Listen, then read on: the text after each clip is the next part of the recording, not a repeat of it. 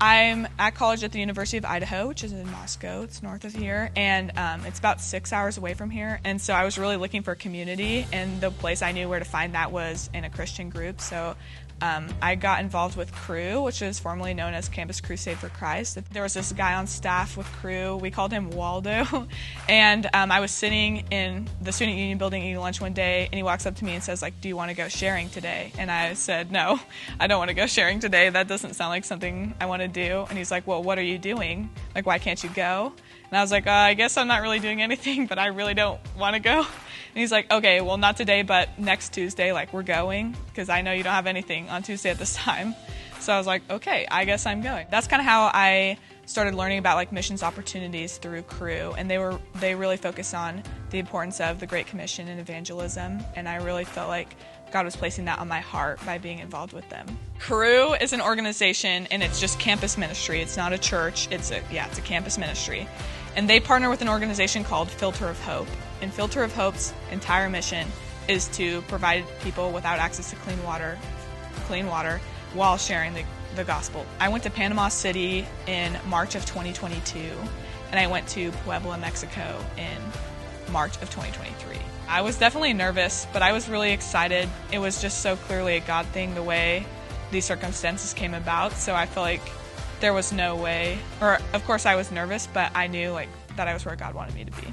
So there's just always like things that go wrong and crazy things, and you're like, like, God, what the heck? I thought I was doing what you wanted me to do. Like when I went to Panama, my passport got lost in the mail, and I couldn't get my passport, and it was crazy, and I was like, well, maybe I'm not supposed to go. Like, if I can't get a passport, obviously I can't leave the country, and like God pulled through, like the passport came, that was great. When I went to Mexico, I lost my phone, but I got my phone back, which was crazy. That was a miracle, but just seeing like those little things, those hiccups that you think are going to derail like the whole thing, God always finds a way to turn it around and be like, no, I'm still in control, like I got it. A missing passport, a missing phone, like those are not going to stop the plans I have. So it's very like emotionally draining, and people are sharing these really like hard things that they're walking through in life, and a lot of it isn't very happy, like when you're going into those places. So by the end of the week, like I was feeling really grateful for all God had done, but I was also like, oh, this is a lot, and it's hard.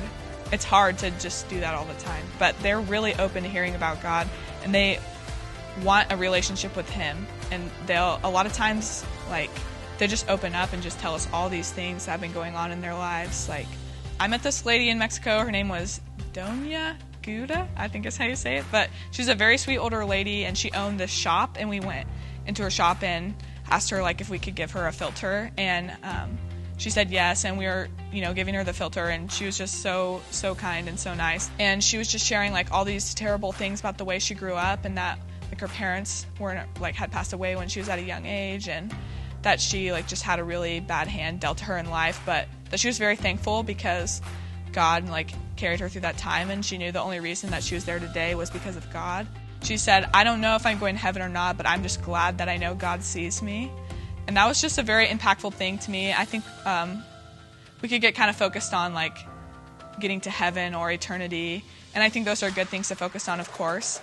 But just for her to be so blessed to just be in God's presence was really eye-opening to me, and just reminded me that just being in God's presence should be enough for us, and that we should just be thankful for that. So that was a big lesson I think I learned while I was there. I think we passed out almost 200 filters, and I think 80 people prayed to receive Christ while we were there, across, all the students from all the campuses going out. But in Panama, for sure, like almost every house I went to, like the people prayed to receive Christ, which is just crazy. I've never experienced someone so open to hearing about the gospel. I would say that it's really great to go on trips like this, and I do think the Great Commission like commands us to go and create disciples, but I think that can look like going overseas, but I think that can look like staying right where you are also. I think you should follow God's prompting to do that just in everyday life, and it's scary to take that step of faith and ask that person next to you, what their spiritual background is like, but it's really rewarding, and it's very, it's incredible that God would use us in that way, and to know that He doesn't really need us to do that, but that He allows us to be a part of His big plan in that way.